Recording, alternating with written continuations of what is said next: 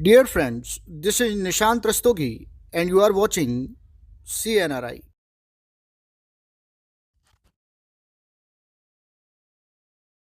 आइए अब इस क्वेश्चन को सॉल्व करते हैं। पहला लिखा है कि एसीटेल्डिहाइड से क्लोरल, आपको एसीटेल्डिहाइड से क्लोरल बनाना है।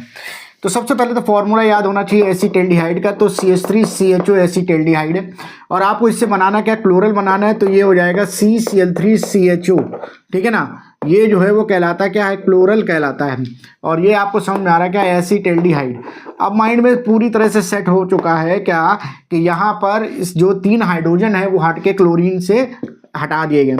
तो एक्चुअल में हम इसका क्या करते, क्लोरीनेशन करते, क्लोरीन के साथ इसकी रिएक्शन करा देते हैं और क्लोरीन के साथ रिएक्शन कराने पर यहाँ से क्लोरीन क्या करता है, हाइड्रोजन को रिप्लेस कर देता है और ये क्लोरल बना देता है और प्लस जो है वो 3HCl निकल जाते हैं। ठीक है ना, तो इस तरह से हम एसीटेल्डिहाइड से क्लोरल बना लेते हैं। इसके बाद आ रहा है कि HCF4 से XCO3 बनाना है। आपको HCF4 से आपको बनाना क्या है, XCO3 बनाना है। देखिए एक्चुअल में क्या है कि HCF4 से जब हम XCO3 बनाते हैं तो ये रिएक्शन जो है वो कैसी है, डिसप्रोपोर्शनेशन रिएक्शन होती है। ये रिएक्शन जो होती है वो डिसप्रोपोर्शनेशन रिएक्शन होती है। डिसप्रोपोर्शनेशन रिएक्शन हम उसको कहते हैं जहाँ पर एक ही एलिमेंट का ऑक्सीकरण और उसी का अपचयन होता है। एक ही एलिमेंट का ऑक्सीकरण होता है और उसी का अपचयन होता है। तो इसका मतलब यहाँ पर कुछ और भी बनता है, जैसे यहाँ पर बनता है Xc और प्लस यहाँ पर HF बनता है और प्लस यहाँ पर क्या बनता है, H2O भी बनता है। ठीक है ना, यहाँ पर HF बनता है और प्लस यहाँ पर H2O नहीं, O2 गैस बनती है। ठीक, H2O को हम यहाँ पर लेते हैं, हम इसकी हाइड्रोलिसिस कराते हैं और ये बनता है। थोड़ा सा एक चीज़ पहले हम देख लें, HCF4 में Xc की ऑक्सीकरण संख्या क्या है, ऑक्सीडेशन स्टेट कितनी है, +4। बासवें ने भाई X मान लिया और +4 और फ्लोराइड की क्या होती है, -1। इसके ऊपर कोई चार्ज नहीं, 0, यानी X = +4 यहाँ पर आ जाएगा। ठीक है ना, यहाँ पर जरा देखो तो ये X हो गया Xc का और प्लस क्या हो जाएगा 3 और ऑक्सीजन की -2 होती है, इक्वल टू क्या होगा 0, यानी X = +6 हो गया। यानी यहाँ पर जिनॉन की जो आएगी वो कितनी आएगी, +6। यहाँ पर जिनॉन अकेला है तो इसकी कितनी आ रही है, +2, सॉरी इसकी 0 आ रही है। तो आप क्या देख रहे हो कि यहाँ 4 से ये 6 पे आ रहा है, तो 2 का चेंज आ रहा है और ऑक्सीकरण संख्या बढ़ रही है। इसका मतलब इधर से इधर की तरफ जब ये जा रहा है तो इसका क्या हो रहा है, ऑक्सीडेशन, ऑक्सीकरण हो रहा है। और जब यहाँ से यहाँ पर आ रहा है तो ये इसका क्या हो रहा है, रिडक्शन हो रहा है। ठीक है ना, अपचयन हो रहा है। तो इसका मतलब ये हो जाएगा कि एक ही एलिमेंट का जो है वो क्या हो रहा है, ऑक्सीडेशन, और उसी एलिमेंट का रिडक्शन एक ही रिएक्शन में है, तो ये डिसप्रोपोर्शनेशन रिएक्शन जो होती हो जाती है। ठीक है ना, अब इस रिएक्शन को हम बैलेंस कर लेंगे। तो देखिए बैलेंस करने के लिए मेरे पास क्या है कि HCF4 है, तो यहाँ पर आपको समझ आ रहा है कि 4 ये दिया हुआ है। इसका मतलब यहाँ पर कि 4HF जो होंगे वो बन जाएंगे। यहाँ पर 4 जो होगा वो क्या हो जाएगा, HF जो होगा वो 4 यहाँ पर बन जाएगा। ठीक है ना, और आपको इसको बैलेंस करना है। तो बैलेंस करने के लिए मैं आपको अब सीधे ही बता दे रहा हूँ, बैलेंसिंग का नहीं बता रहा हूँ। 6 जो होते हैं वो ये होते हैं और 12 जो होते हैं वो ये होते हैं। ठीक है ना, 6 जो है HCF4 होता है, 12 H2O होता है। तो यहाँ पर जो बनेंगे HF जो बनेंगे वो आपको समझ में आ रहा है, 24 HF बन जाएंगे। ठीक है ना, अब आप देखिए कि 6 ये है XCO3, ऑक्सीजन जरा देख लो, तो ऑक्सीजन में 3 O2 जो होते हैं वो यहाँ पर, यानी कि 6 ऑक्सीजन यहाँ पर रहते हैं, तो 6 ऑक्सीजन यहाँ पर, यानी कि 2 XCO3 ये रहेगा और उसके बाद में 4 HEXC जो होगा वो यहाँ पर रहेगा। ठीक है ना, इस तरह से आप देखोगे तो रिएक्शन जो होगी पूरी की तरह पूरी बैलेंस हो जाएगी। इस तरह से ये रिएक्शन लिखते हैं, 6 HCF4 + 12 H2O gives 2 XCO3 + 4 Xc + 24 HF और + 3 O2। अगली है एनिलीन से बेंजल्डिहाइड। देखो एनिलीन का फॉर्मूला क्या है, एनिलीन का फॉर्मूला है बेंजीन के ऊपर NH2 लगा देते हैं। जब बेंजीन के ऊपर NH2 लगा देते हैं तो बन जाता क्या है, एनिलीन बन जाता है। और आपको इससे बनाना क्या है, आपको इससे बनाना है बेंजल्डिहाइड। आपको इससे बनाना क्या है, आपको इससे बेंजल्डिहाइड बनाना है। ठीक है ना, तो बेंजीन के ऊपर एल्डिहाइड लगा देते हैं तो ये बन जाता है क्या है, बेंजल्डिहाइड बन जाता है। अब आप यहाँ पर देख रहे हो कि पूरा का पूरा सिस्टम चेंज है। यहाँ पर नाइट्रोजन लगा है और उधर की तरफ CHO लगा हुआ है। इसका मतलब है कि रिएक्शन में कुछ एडिशन होगा यहाँ पर और कुछ चेंज आएंगे। तो देखिए एनिलीन से को, अच्छा रिंग जो है वो यहाँ पर भी है, रिंग यहाँ पर भी है। इसका मतलब रिंग को इंटैक्ट किया गया है, रिंग को रोका गया है। रिंग को रोकना है और बेंजीन का कोई अगर कंपाउंड बनाना है तो उसके लिए सबसे बढ़िया तरीका होता है कि आप एनिलीन को बेंजीन डाइजोनियम क्लोराइड में बदल लें। और बेंजीन डाइजोनियम क्लोराइड से फिर रिएक्शन करके बनाए। तो सबसे पहले हम क्या करेंगे, इसकी अभिक्रिया करा देंगे NaNO2 और HCl के साथ 0 to 5 डिग्री सेल्सियस पे। हम 0 से 5 डिग्री सेल्सियस पे इसकी अभिक्रिया करा देंगे। जैसे हम एनिलीन की अभिक्रिया कराते हैं वैसे यहाँ पर प्रोडक्ट जो बन जाता है वो बन जाता है N2+ और Cl-। हम इसको नाम देते हैं बेंजीन डाइजोनियम क्लोराइड। हम इसको नाम देते हैं बेंजीन डाइजोनियम क्लोराइड। ठीक है ना, हम इसको बेंजीन डाइजोनियम क्लोराइड कहते हैं। अब इसके बाद हम क्या करते हैं, अब हमें यहाँ पर क्या करना है, नाइट्रोजन को हटाना है और यहाँ पर कार्बन लाना है। तो हम इसकी KCN के साथ रिएक्शन करा देते हैं CuCN के प्रेजेंस में। सैंड मेयर रिएक्शन है ये, अभिक्रिया जो है वो कहलाती है सैंड मेयर अभिक्रिया। ठीक है ना, तो सैंड मेयर अभिक्रिया हम यहाँ पर कर देते हैं और CuCN, तो यहाँ पर क्या होता है कि रिंग के ऊपर जो है वो क्या लग जाता है, CN लग जाता है। अब हम CN का पार्शियल रिडक्शन करते हैं, आंशिक अपचयन करते हैं।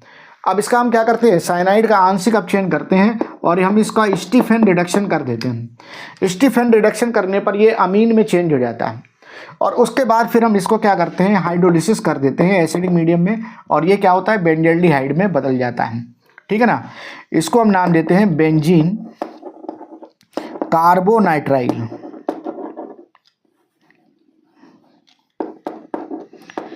ठीक है ना, तो ये बेंजीन कार्बोनाइट्राइल कहलाता है।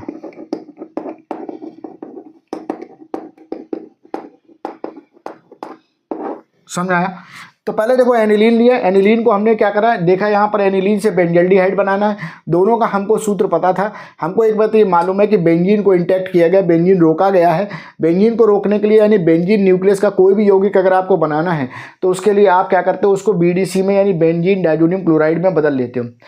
एनिलीन दिया है, एनिलीन को बेंजीन डाइजोनियम क्लोराइड में आसानी से बदला जाता है। NaNO2 और HCl के प्रेजेंस में अभिक्रिया कराते हैं, HNO2 बनता है जो कि इस पे अटैक करके रिएक्शन को करता है। तो यहाँ पर क्या होगा, N2+ Cl- बन गया बेंजीन डाइजोनियम क्लोराइड। अब हमने इसको क्या किया, हमको समझ में आ रहा है कि यहाँ पर नाइट्रोजन है और यहाँ पर कार्बन है, तो इसका मतलब है कि यहाँ पर कार्बन लगाना होगा। तो ये जो होता है वो गुड लीविंग ग्रुप होता है, ये बहुत आसानी से निकल जाता है। बात समझे ना? तो हमने यहाँ पर क्या किया, सैंड मेयर अभिक्रिया कर दी, CuCN और KCN के साथ अभिक्रिया कराई और यहाँ पर साइनाइड लग गया।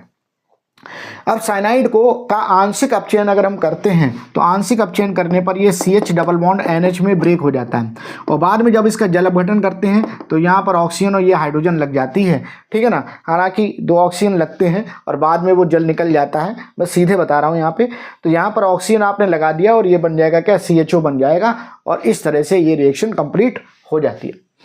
चलो भाई अगला देखते हैं, कह रहा है कि कैल्शियम एसीटेट से आपको एसीटोन बनाना है। कैल्शियम एसीटेट से क्या करना है, एसीटोन बनाना है। तो चलिए हम देख लेते हैं इसको।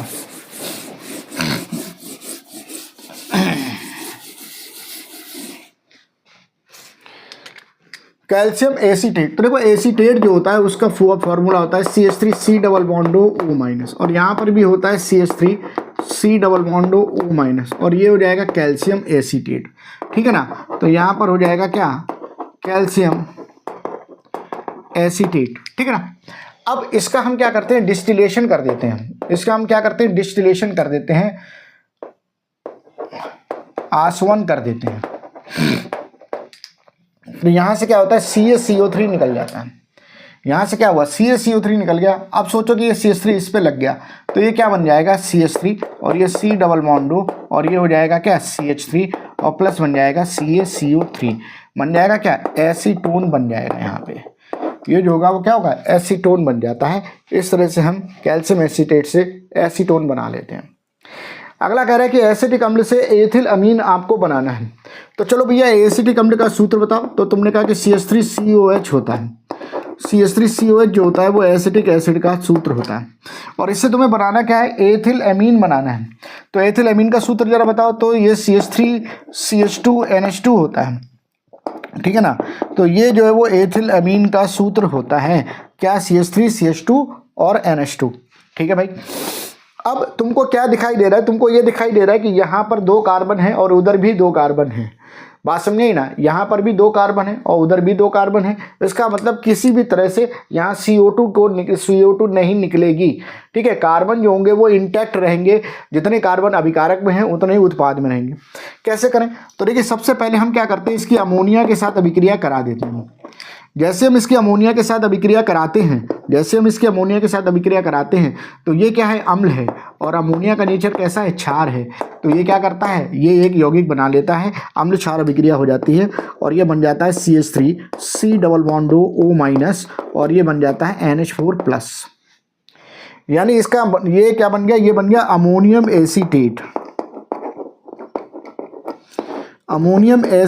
बन जाता है।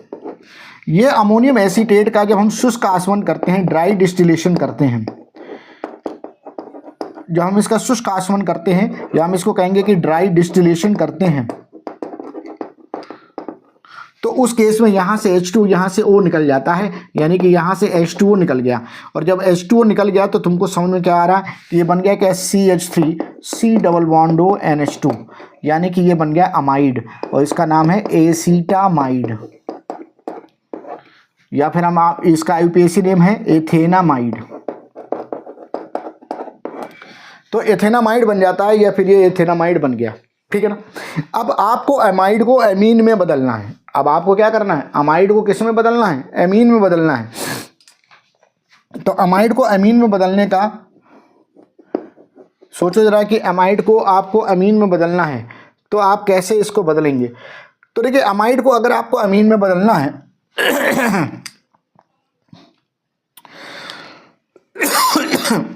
तो हॉफमैन ब्रोमाइड अभिक्रिया कर देते हैं। लेकिन हॉफमैन ब्रोमाइड अभिक्रिया जब आप करते हैं तो उस केस में CO2 भी निकलती है, तो उससे नहीं कर सकते हैं। तो फिर क्या मेथड हो सकता है, तो देखिए एक मेथड ये भी हो सकता है, इसका हो सकता है कि मतलब हो जाएगा कि आप यहाँ पर रिएक्शन करा दें किसके साथ में, P2O5 के साथ। P2O5 जो होता है वो क्या है, डिहाइड्रेटिंग एजेंट है। P2O5 जो होता है वो क्या होता है, डिहाइड्रेटिंग एजेंट होता है और ये यहाँ से जल को निकाल देता है। तो ऑक्सीजन यहाँ से निकल जाएगा और हाइड्रोजन यहाँ से निकल गया और जल निकल गया। जब जल निकल गया तो फिर ये बन गया क्या, CH3 और ये बन जाएगा CN। ठीक है ना, CH3CN यानी कि मिथाइल साइनाइड बन गया। ठीक है ना, मिथाइल साइनाइड ये बन जाएगा। और उसके बाद इसका अपचयन कर दीजिए। अपचयन किसी के साथ भी कर सकते हैं, जैसे आपने एथिल अल्कोहल और सोडियम ले लिया और उसके साथ इसका क्या कर दिया, अपचयन कर दिया। और जैसे ही आपने इसका अपचयन किया वैसे ये क्या होगा, 2 कार्बन का एमीन बन जाएगा। ठीक है ना, ये कंप्लीट रिडक्शन कर देता है। अगर आपको इमीन बनाना था तो आप SN और HCl के साथ करते हैं, लेकिन अगर आपको कंप्लीट रिडक्शन करना है तो यहाँ पर आप क्या करेंगे, आपने एथिल अल्कोहल और सोडियम ले लिया और ये बन जाएगा। चलो एक बार फिर से देख लेते हैं। हमारे पास क्या है, एसिटिक एसिड है और अब से हमको क्या करना है, एथेनामीन बनाना है, एथेनामीन बनाना है। हमारा पहला टारगेट ये कार्बन देखना है कि हमने देख लिया कि भाई इसमें 2 कार्बन है, यहाँ पर भी 2 कार्बन है। इसका मतलब ये हो जाएगा कि किसी भी कार्बोक्सिलिक अम्ल से CO2 नहीं निकलेगा, क्योंकि भाई अगर CO2 निकाल दिया तो फिर एक ही कार्बन इस पर बचेगा, तो आपको दिक्कत आएगी एडिशन करने में। तो प्रोसेस क्या करें, तो सबसे पहले अमोनिया के साथ रिएक्शन कराएं, अम्ल क्षार अभिक्रिया हुई और अम्ल क्षार अभिक्रिया होने पर अमोनियम एसीटेट बन जाता है। उसका हम शुष्क आसवन करते हैं तो यहाँ से H2 यहाँ से O निकल के जल निकल जाता है और यहाँ पर अमाइड बन जाता है और एसीटामाइड बन गया। अब एसीटामाइड को हम साइनाइड में बदलते हैं, तो साइनाइड में बदलने के लिए अमाइड को साइनाइड में बदलना है, तो क्या मतलब फिर से जल निकालना है। जल निकालने के लिए हम एक डिहाइड्रेटिंग एजेंट का यूज़ करते हैं। ठीक है ना, जो कि P2O5 है और P2O5 क्या करता है, इसको साइनाइड में बदल देता है और फिर साइनाइड से हम एमीन बना लेते हैं, प्राथमिक एमीन, जो कि C2H5OH से अपचयन करके बन जाता है।